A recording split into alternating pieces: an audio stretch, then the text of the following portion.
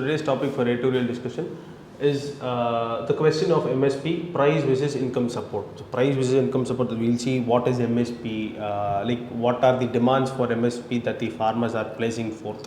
We'll also see what are the other avenues apart from MSP that can be used, what are the issues with those policies, how to overcome all these policies. So this article, this article is based on an Indian Express article from the explain session, that is the question of MSP. That is the article which this discussion will be premised upon. Yes, we all know an overwhelming majority of individuals in India, like an overwhelming majority of individuals in India, they are indulged in agriculture. Majority of the population in India, agricultural sources, agricultural income, agricultural field, agricultural economic activity தான் வந்து அதோட allied activitiesக்குமே சேர்ந்து employee பண்ணப்பட்டிருக்காங்க. And all these people, they have a lot of issues. Farmers face a lot of issues such as like reduction in output-ஆக இருக்கலாம், geographical ஃபேக்டர்ஸாக வந்து இருக்கலாம், like ஒருங்கான price கிடைக்காதது ஒரு பெரிய இஷ்யூவாக வந்து இருக்கலாம், மார்க்கெட்ஸை போய் சேராதது, எக்ஸ்ப்ளாய்டேஷன் நடக்கிறது, மிடில்மேன் அவங்க வந்து issues, all these things are there. So இதில் எல்லாமே வந்து like there are various measures to handle all these issues.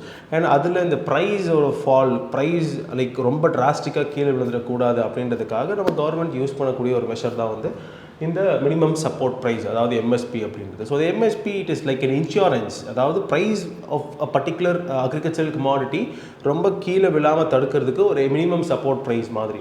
So let's say ஒரு மார்க்கெட் எக்கனாமியில் வந்து டிமாண்ட் அண்ட் சப்ளை பொறுத்து தான் வந்து like all these prices will be determine. நமக்கு தெரியும், டிமாண்ட் அதிகமாக இருந்ததுன்னா ப்ரைஸ் அதிகமாக இருக்கும், டிமாண்ட் கம்மியாக இருந்ததுன்னா வந்து ப்ரைஸஸ் வில் ஃபால், இல்லைங்களா?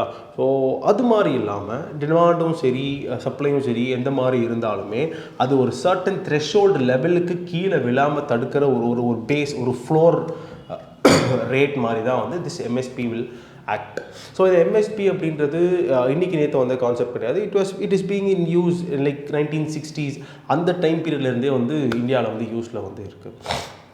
இன்றைய காலகட்டத்தில் எம்எஸ்பி வந்து யாரால் டிசைட் பண்ணப்படுது அப்படின்னு பார்த்தீங்கன்னா cabinet committee on economic affairs, அந்த கமிட்டினால் வந்து டிசைட் பண்ணப்படுது. அதுக்கான ரெக்கமெண்டேஷன்ஸ் யார் தராங்க அப்படின்னா எவ்ரி இயர் ஆனுவலி வந்து ப்ரைஸ் பாலிசி அப்படின்ற மாதிரியான ஒரு ரிப்போர்ட்டை வந்து commission on agricultural cost and prices, CACP அப்படின்றது, commission on agricultural cost and prices அப்படின்ட்டு ஒரு ஆர்கனைசேஷன், ஒரு கமிஷன், அவங்க ரெக்கமெண்டேஷன்ஸ் தருவாங்க எந்த மாதிரியான எம்எஸ்பி சப்போர்ட் பண்ணலாம் அப்படின்ட்டு. பட் ஃபைனல் டிசிஷன் எடுக்கிறது cabinet committee on economic affairs. So initially பேசியிருந்தோம் இல்லைங்களா, லைக் எம்எஸ்பி இன்றைக்கி நேற்று வந்தது கிடையாது, இனிஷியலி வந்து எம்எஸ்பி யூஸ் பண்ணிட்டு இருந்தாங்கன்ட்டு.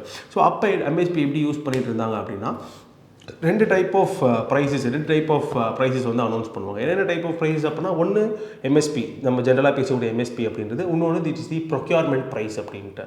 ஸோ அதாவது டில் மிட்ஸ் ஆஃப் 1975 வரைக்கும், 1970ஸோட மிட் வரைக்கும், 1975, 76 இந்த டைம் பீரியட் வரைக்குமே வந்து இந்த மாதிரி ரெண்டு டைப்ஸ் ஆஃப் ப்ரைஸஸ் வந்து அனௌன்ஸ் பண்ணிட்டு இருந்தாங்க. ஒன்று MSP, that is minimum support price, and next we had the procurement price. Minimum support price அப்படின்னா இதுதான் பேஸ், இதுதான் ஃப்ளோர், இதுக்கு மேலே அக்ரிகல்ச்சர் ப்ரைஸஸ் கீழே போகக்கூடாது. அது ரைஸ் இதாக இருக்கட்டும், வீட்டுட்டாக இருக்கட்டும், பல்சஸாக இருக்கட்டும், டூர், கோப்ரா என்னவாக இருக்கட்டும், இதுதான் பேஸு. இப்போ like there will be differing for every single commodity. So அந்த பேஸ், அதுக்கு கீழே ப்ரைஸஸ் போகவே கூடாது அப்படின்னு இருக்கக்கூடிய ஒரு ஃப்ளோர் ரேட்டு தான், ஃப்ளோர் ப்ரைஸ் தான் எம்எஸ்பி அப்படின்றது. இப்போ இந்த ப்ரொக்யூர்மெண்ட் ப்ரைஸ் அப்படின்னா என்னதுன்னா, like it is the price at which FCI, Food Corporation of India, procures grains from farmers. So there is a very big difference there.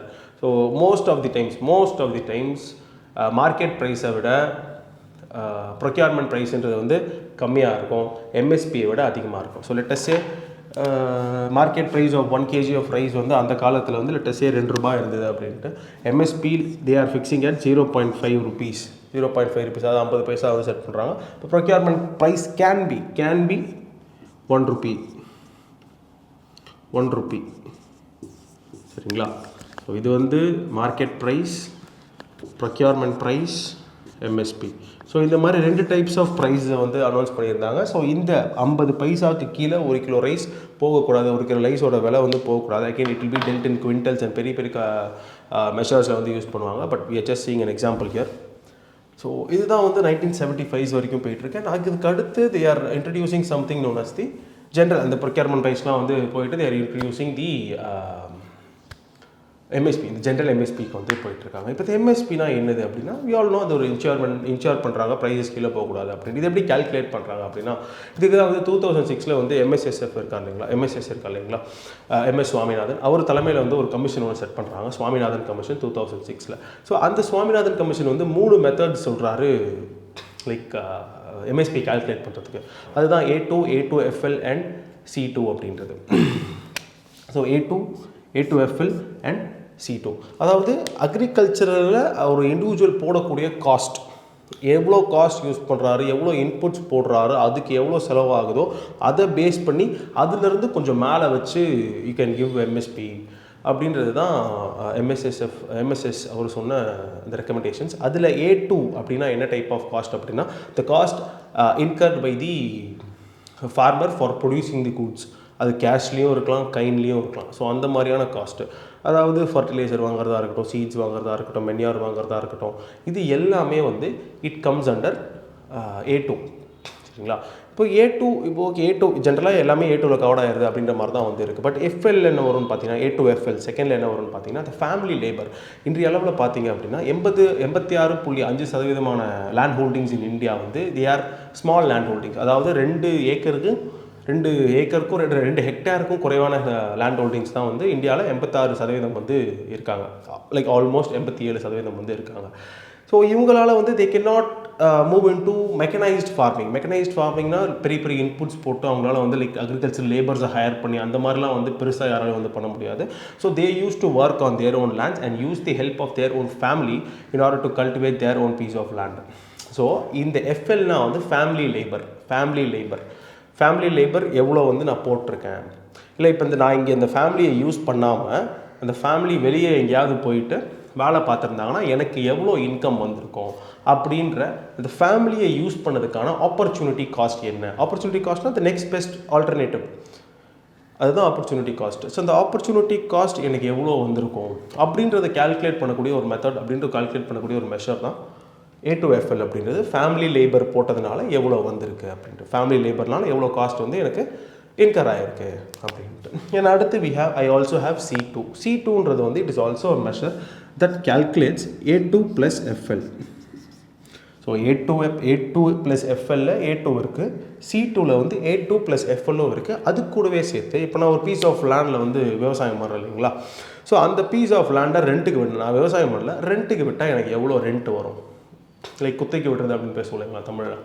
So அப்படி விட்டால் எனக்கு வந்து எவ்வளோ ரிட்டர்ன்ஸ் வரும் அப்படின்றது தான் அப்படின்ற ஒரு விஷயம். Rent that can be acquired from the land, அது ஒன்று. அண்ட் அது மட்டும் இல்லாமல் நான் இன்புட்ஸ் போடுறேன் இல்லைங்களா, A2 இன்புட்ஸ் போடுறேன், A2FL இன்புட்ஸ் போடுறேன். இந்த இன்புட்டுக்குலாம் எனக்கு ஒரு செலவாகுது. லெட்டஸ்டே ஒரு ஹெக்டாருக்கு 1 லட்ச ரூபா செலவாகுது அப்படின்ட்டு. இந்த 1 லட்ச ரூபா நான் எடுத்துகிட்டு பேங்க்கில் டெபாசிட் பண்ணாலோ இல்லை இன்வெஸ்ட் பண்ணாலோ எனக்கு எவ்வளோ இன்ட்ரெஸ்ட் திரும்பி வருது அப்படின்ற 2 விஷயத்தையும் கால்குலேட் பண்ணி பார்க்குறது தான் இந்த C2 அப்படின்றது. நான் லேண்டை ரெண்ட்டுக்கு விட்டேன்னா எனக்கு எவ்வளோ ரெண்ட் கிடைக்குது அது ஒரு. அண்ட் அது மட்டும் இல்லாமல் இன்ட்ரெஸ்ட் எவ்வளோ கிடைக்குது நான் என்னோட இன்புட் காஸ்ட் எடுத்துகிட்டு போயிட்டு இன்வெஸ்ட் பண்ண இல்லை டெபாசிட் பண்ணேன் அப்படின்னா. So A2 plus FL alongside the rent that can be acquired from renting the land and the interest that can be acquired via depositing or investing the input cost. சரிங்களா? So இதுதான் வந்து methods of இதுதான் சொன்ன 3 concepts to measure MSP. And இதில் அவர் என்ன favour பண்ணாருன்னு பார்த்தீங்கன்னா C2 ஃபேவர் பண்ணார். C2 + 50% வந்து நம்ம போகலாம், C2 + 50% யூஸ் பண்ணலாம். C2 + 50% அப்படின்னு வரும்போது வந்து லைக் லெட் அஸ் சே C2 காஸ்ட் வந்து இட் இஸ் 100 rupees இருக்குது பர் குவிண்டல் அப்படின்ட்டு, ₹100 per குவிண்டலாக வந்து இருக்குது. இப்போது எம்எஸ்பி என்ன அப்படின்னு பார்த்தீங்கன்னா 150 per குவிண்டலாக வந்து இருக்கணும். இது காஸ்ட் C2. இப்போது இதில் வந்து எம்எஸ்பி எப்படி கால்குலேட் பண்ணுறோம், C2வை விட 50% கால்குலேட் பண்ணுங்கள் அப்படின்ற மாதிரி எம்எஸ் சுவாமிநாதன் சொல்லிட்டு போயிருந்தார். But today we are using CSCP என்ன யூஸ் பண்ணுறாங்கன்னா A2FL தான் வந்து யூஸ் பண்ணி கால்குலேட் பண்ணிகிட்டு இருக்காங்க. A2FL யூஸ் பண்ணி கால்குலேட் பண்ணிகிட்டு இருக்காங்க. But they are using C2 as a benchmark rate, ஒரு பெஞ்ச் மார்க் ரேட்டாக வச்சு அதுக்கப்புறம் they are using the A2FL methodology to calculate the MSP.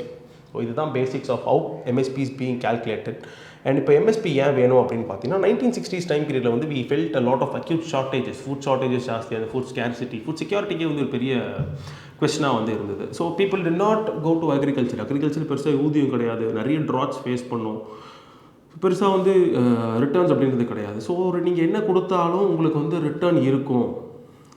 நீங்கள் லைக் ப்ரொடியூஸ் பண்ணீங்க அப்படின்னா உங்களுக்கு இந்த காசு கொடுத்து நான் வாங்கிக்கிறேன், இந்த காசில் மட்டும் தான் உங்களுக்கு வாங்கணும், இதை விட கீழே போகாது அப்படின்ற மாதிரி ஒரு அஷ்யூரிட்டி தரதுக்கு வந்து எடுத்துகிட்டு வந்தாங்க எம்எஸ்பி.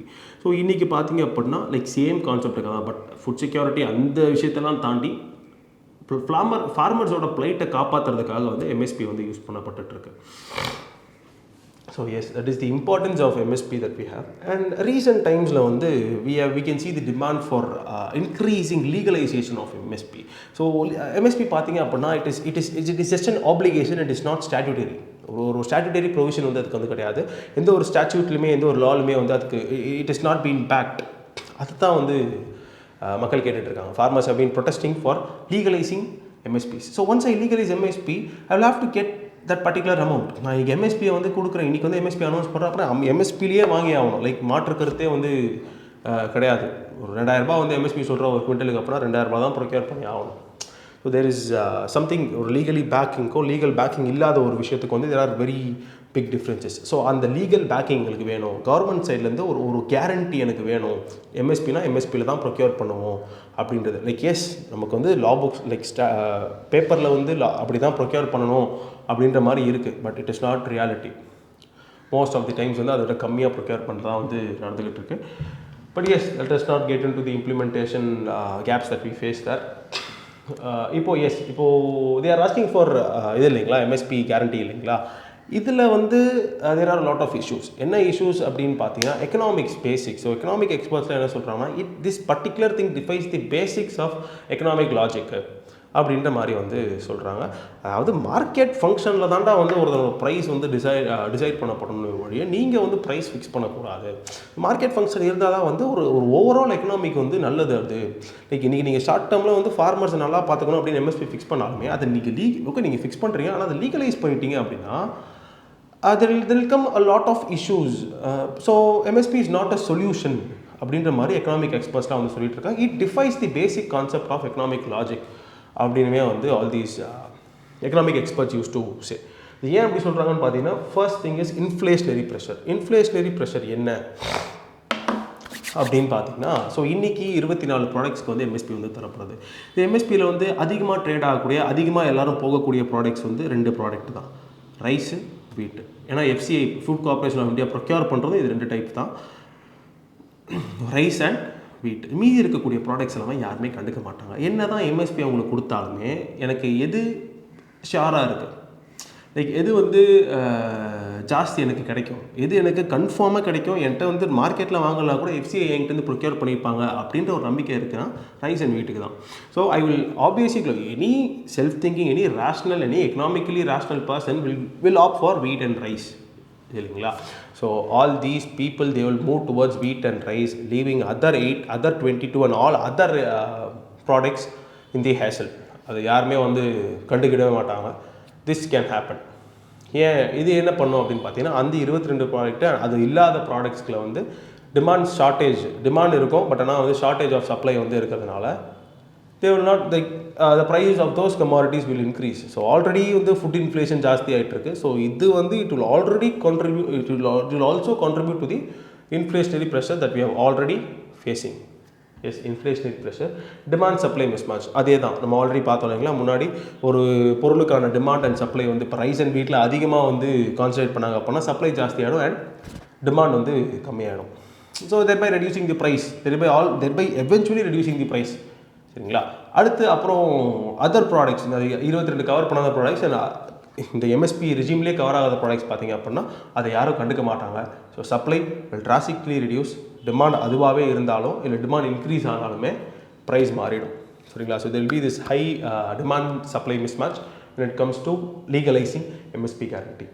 அண்ட் அது மட்டுமே இல்லாமல் எக்ஸ்போர்ட் காம்படிட்டிவ்னஸ் நீங்கள் நம்ம கூட்ஸுக்கு வந்து நீங்கள் எம்எஸ்பி வச்சுட்டீங்க, மார்க்கெட்டில் வந்து லெட்டஸ்ஸே மார்க்கெட்டில் வந்து ஒரு கேஜி ஆஃப் ரைஸ் வந்து 80 ரூபாய்க்கு வந்து விற்குது இன்றைக்கி லெட்டஸ்ஸே.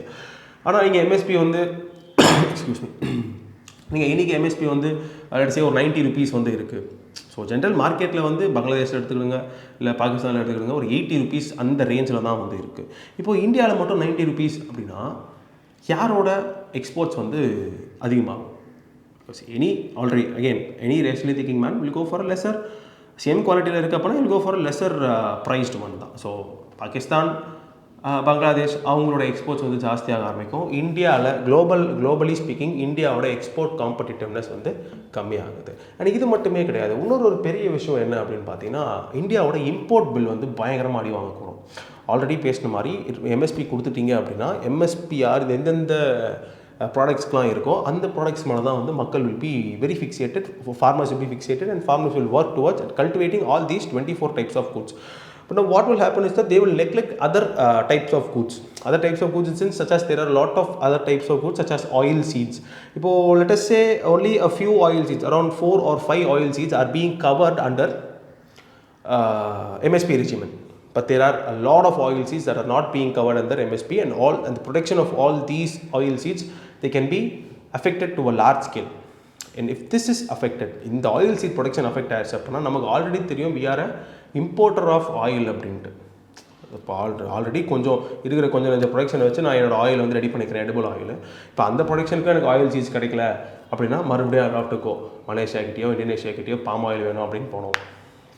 இந்த மாதிரி மற்றவங்க கிட்ட வந்து ஆயிலுக்காக ஆயில் சீட்ஸ்க்காகவும் எடிபிள் ஆயிலுக்காக வந்து நான் இம்போர்ட்ஸ் பண்ண வேண்டியதாக இருக்கும். அது it will also increase my import bill leading to a unfavourable balance of payment issue.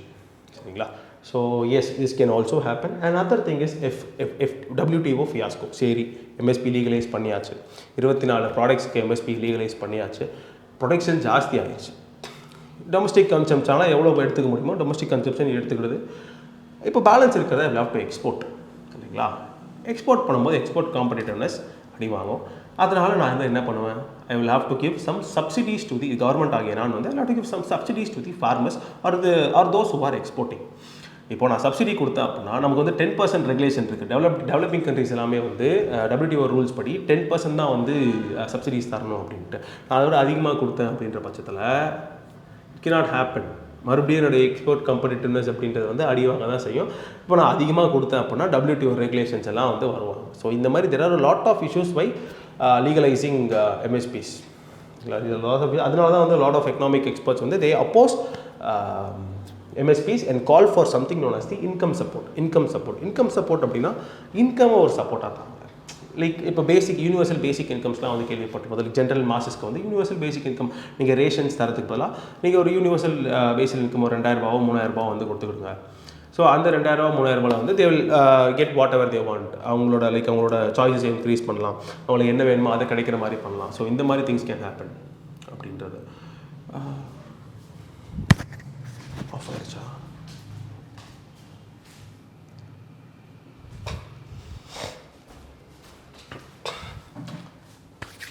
S, இந்த மாதிரி like they can get something. So இந்த மாதிரி ஒரு இன்கம் சப்போர்ட்டை ஃபார்மர்ஸ் தாங்க. நீங்கள் ப்ரைஸ் சப்போர்ட் தரதுக்கு பதிலாக இன்கம் சப்போர்ட் தந்தீங்க அப்படின்னா இது இன்னும் பெட்டராக வந்து இருக்கும் அப்படின்ட்டு. ஸோ இதில் என்ன இஷ்யூ அப்படின்னு பார்த்தீங்கன்னா, லைக் ஃபார்மர்ஸ் அப்படின்னு வரும்போது வந்து there are farmers who are hell bent on agriculture. There are farmers who have other revenues of incomes and are also doing agriculture. So இப்போது எல்லாத்துக்கும் வந்து கொடுத்தா வந்து it will not be nice. இவங்க வந்து அஃபெக்ட் பண்ணப்படுப்பாங்க. லைக் ஸ்ட்ரைட்டாக ஆப்வியஸாக அக்ரிகல்ச்சரே நம்பி இருக்க ஆளுங்க வந்து will be very much affected. ஏன்னா கவர்மெண்ட் கொடுக்குற காசு it will be very less. Obviously எஸ்ஸாக தான் வந்து இருக்கும். இப்போ எனக்கு வந்து நான் சைட் பிஸ்னஸாக தான் வந்து அக்ரிகல்ச்சர் பண்ணுறேன் அப்படின்னா it is well and good. Side business தான் அக்ரிகல்ச்சர் பண்ணுறேன், it is okay fine. But ஆனால் வந்து மெயின் பிஸ்னஸாகவே அக்ரிகல்ச்சர் பண்ணிருக்கேன் அப்படின்னா எனக்கு இன்கம் சப்போர்ட் பண்ணால் எனக்கு ப்ரைஸ் சப்போர்ட் கொடுக்குறது தான் பெஸ்ட்டு. நீங்கள் எனக்கு காசு தர தேவை, நான் கொடுக்குறது நான் விளைக்கிறதுக்கு நீங்கள் ஒழுங்கான விலையை கொடுத்தீங்க அப்படின்னா அதுவே வந்து போதும் அப்படின்ற மாதிரி தான் தே வில் திங்க். அண்ட் அந்த இஷ்யூக்காக வந்து இன்கம் சப்போர்ட்ன்றது ஒரு பெரிய இஷ்யூவாக வந்து இருந்துகிட்ருக்கு. சரிங்களா? ஸோ எக்கனாமிக் லாஜிக் ப்ரைஸ் சப்போர்ட்டும் செட் ஆகலை, எக்கனாமிக் சப்போர்ட்டும் இன்கம் சப்போர்ட்டும் வந்து there are both pros and cons for all both the schemes. இப்போது சரி, இந்த இன்கம் சப்போர்ட் அதோட இஷ்யூஸ் பார்க்கும்போது வந்து கேரண்டி பண்ணுறது தான் பெஸ்ட் அப்படின்னு வந்து இருக்குது. ஸோ கேரண்டி பண்ணுறது பெஸ்ட் அப்படின்னா எப்படி கேரண்டி பண்ணுவீங்க அப்படின்னா 2 டைப்ஸ் ஆஃப் கேரண்டிங் வந்து பண்ண முடியும். Conventionally speaking 2 types of guaranteeing வந்து பண்ண முடியும். ஒன்று it is legalising MSP. MSP legalise பண்ணிட்டோம். எம்எஸ்பி எல்லாரும் வந்து இந்த பர்டிகுலர் அமௌண்ட்டில் தான் வந்து கூட்ஸை வாங்கணும் அப்படின்னு சொல்லிட்டோம் அப்படின்னா, எஸ், ஒரு இனிஷியல் காலகட்டத்து வரைக்குமே they will buy. But over a period of time private like டிமாண்டுன்றது வந்து it will leave. Private demand இருக்காது. நான் இங்கே வாங்கவே இல்லை, நான் பொழப்பை மாற்றிட்டு போகிறேன், என்னால் இவ்வளோ கொடுத்து எனக்கு கட்டுப்படி ஆகலை, I'm going out of the field, I will not procure அப்படின்ற மாதிரிலாம் வந்து all these things will change. சரிங்களா? ஸோ அதனால வந்து legalising MSP is a very big issue.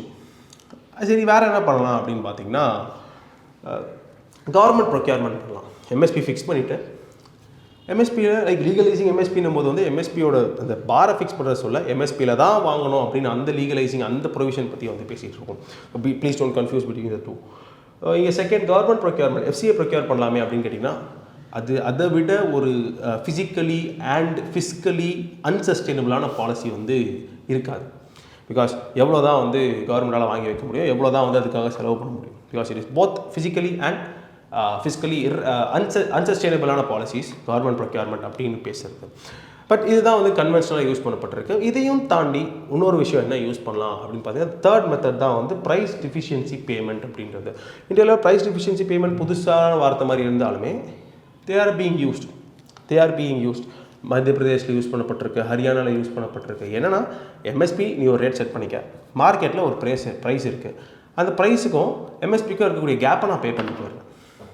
let us say MSP is 100 rupees, மார்க்கெட்டில் வந்து ரைஸ் வந்து 80 kgsக்கு வேலை செய்யுது,